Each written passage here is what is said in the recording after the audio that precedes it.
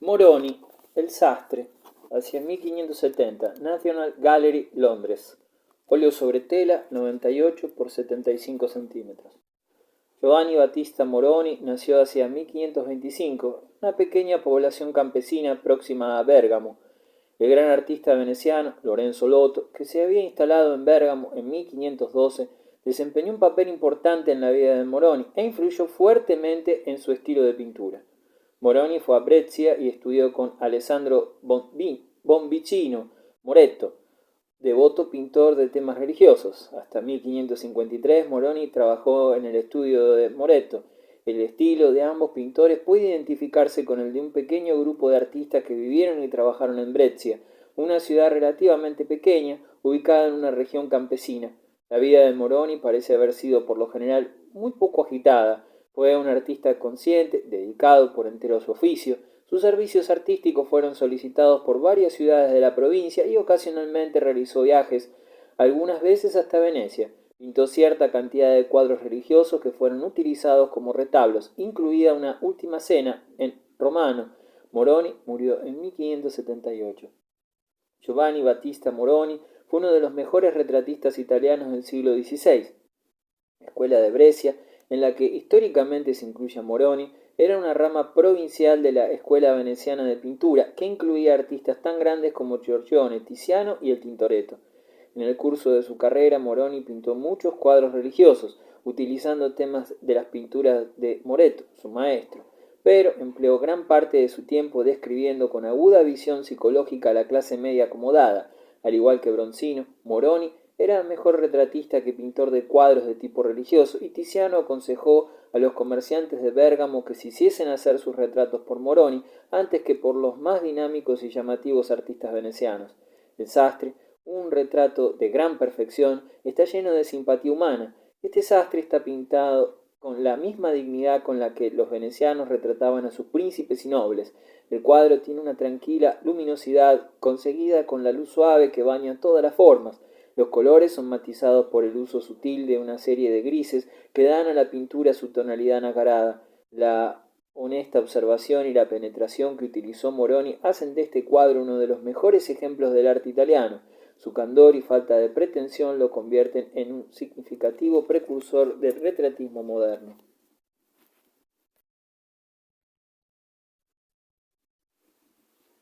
Bruegel, verano, 1565, Metropolitan Museum of Art, Nueva York. Óleo sobre madera, 118 por 160 centímetros. Se calcula que Peter Bruegel nació hacia 1525. Casi nada se sabe de los primeros años de su vida. Fue inscrito como miembro activo del gremio de pintores de Amberes en 1551. Sabemos que viajó a Roma en 1553 y que en 1555 regresó a Amberes. Durante sus viajes realizó gran número de dibujos, especialmente los famosos sobre el paisaje alpino, que más tarde utilizó magníficamente en sus cuadros. Hasta 1555 su interés predominante se centraba en el paisaje y era conocido entre sus contemporáneos como dibujante para grabados. Poco después de su regreso de Italia empezó a realizar composiciones de figuras, al principio de un aire satírico y moralizante. Tras su matrimonio, en 1563 se trasladó a Bruselas, donde estuvo en contacto íntimo con los círculos humanistas y fue protegido por muy distinguidas personalidades.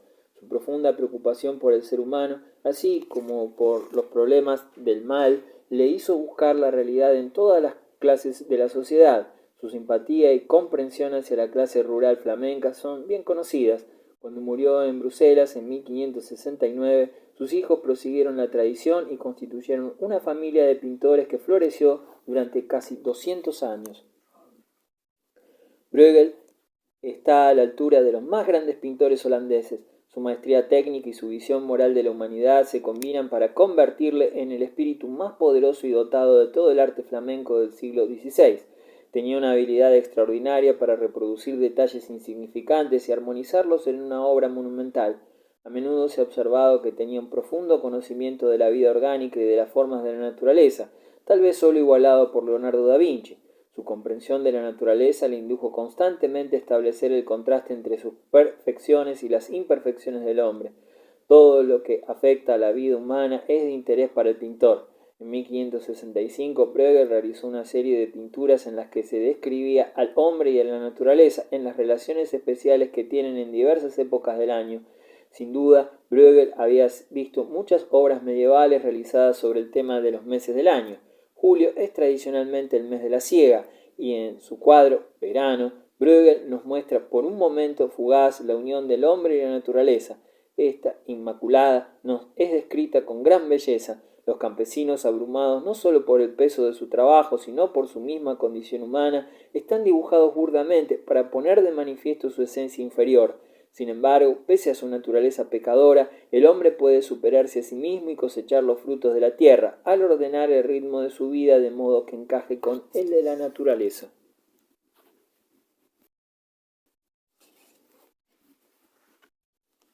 Maestro de las medias figuras. Muchacha tocando el laúd. Fecha desconocida. Colección particular, Bélgica. Óleo sobre madera, 25 por 20 centímetros. Este maestro flamenco, al igual que muchos otros de su periodo, no ha sido identificado por su nombre, pero se conocen las suficientes pinturas de características similares y consistentes para poder identificarle por el estilo. Vivió en el segundo cuarto del siglo XVI. La localización de su estudio no ha sido establecida definitivamente, pero la lógica parece indicar que estuvo en contacto continuo con los círculos cortesanos de Bruselas. El maestro de las medias figuras es conocido especialmente por su serie de pequeños cuadros, cada uno de los cuales muestra la mitad superior de una joven vestida con elegancia y entregada a una ocupación aristocrática, como la lectura, la escritura o la música. Realizó también varios cuadros religiosos, quizás en colaboración con otros pintores. Muchacha tocando el laúd es la obra más hermosa de este maestro desconocido. Debido a su éxito fue imitada por otros artistas, pero el trabajo de estos es de calidad inferior. El refinamiento con que el pintor consigue las calidades del terciopelo y de las telas transparentes es comparable al de las mejores obras de Cranach y de la escuela de Fontainebleau. Mel de Saint-Bermans ha analizado las dos hojas de partitura que aparecen en el cuadro, al descifrar la palabra jouissance, con la que se inicia un poema de Clement Marot, al que numerosos compositores pusieron música. Llega a la conclusión de que la del cuadro representa una partitura contemporánea por Claudine de Sèvres. La copa dorada pudiera representar una alusión a la vida mundana de María Magdalena, contrariamente a otras pinturas del maestro de las medias figuras que representan a jóvenes estereotipadas. Este parece haber sido realizado directamente con una modelo, y sus facciones están individualizadas pese a su aire de gracia ideal.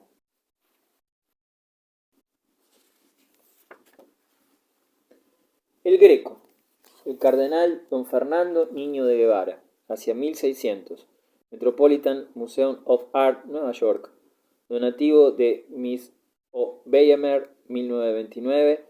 O. Weyemer Collection, óleo sobre tela, 170 por 108 centímetros. Domenico Theotocopuli, llamado el Greco, nació en la isla de Creta hacia 1541. Cuando la isla estratégica sufrió la amenaza de un ataque turco en 1566, el joven Theotocopuli buscó la seguridad de Venecia.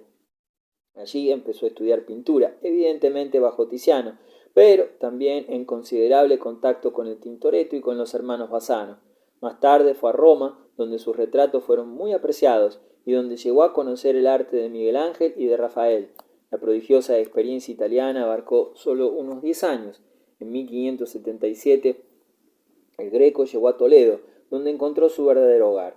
Los españoles descartaron su nombre de difícil pronunciación y le llamaron el Greco, el griego. Era la época de la Inquisición. El enfermizo, apasionado y fanático Felipe II trataba de organizar una guerra santa por el reino del cielo, pero el Greco se daba también cuenta del conflicto mundial existente entre la teología y el humanismo, entre la ciencia y el misticismo. El pintor hablaba griego, latín, italiano y español, y estaba extraordinariamente instruido.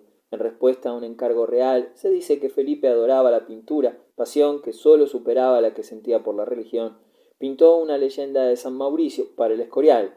El cuadro, una obra maestra de la imaginación intensamente espiritual del Greco, concordaba también con la actitud de catolicismo imperialista militante de Felipe. Pero el rey se mostró disgustado y la pintura que actualmente está en el Escorial fue rechazada. El Greco siguió pintando. El Greco siguió pintando Toledo, bañado su tierra apergaminada y seca con una luz etérea y real. En 1585 pintó su obra más ambiciosa y posiblemente mejor, El entierro del conde de Orgaz. Resulta irónico que un griego instruido en Venecia y despreciado por el rey de España realizara lo que de hecho realizó el Greco, dar nacimiento a una estética verdaderamente española. El Greco permaneció en Toledo, llevando lo que se ha denominado una vida de pompa y pobreza hasta su muerte en 1614. El retrato del cardenal don Fernando Niño de Guevara fue pintado hacia 1600-1601. A menudo ha sido calificado como el mejor de los retratos del Greco e, incuestionablemente, es el de colores más vivos. A diferencia de los santos del pintor, con su distorsión fantasmal y sus luces temblorosas, el cardenal está realizado de una manera totalmente realista y la intensidad del cuadro es inmensa. En cierta ocasión, alguien afectado por los ojos negros y ardientes del inquisidor los rasgó con un cuchillo.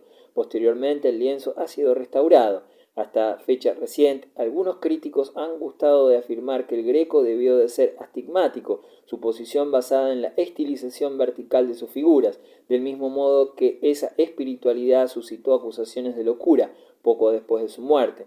Ambas suposiciones son falsas. El retrato del inquisidor muestra con claridad que el Greco no distorsionaba sus retratos cuando el sujeto no hacía necesaria dicha exaltación.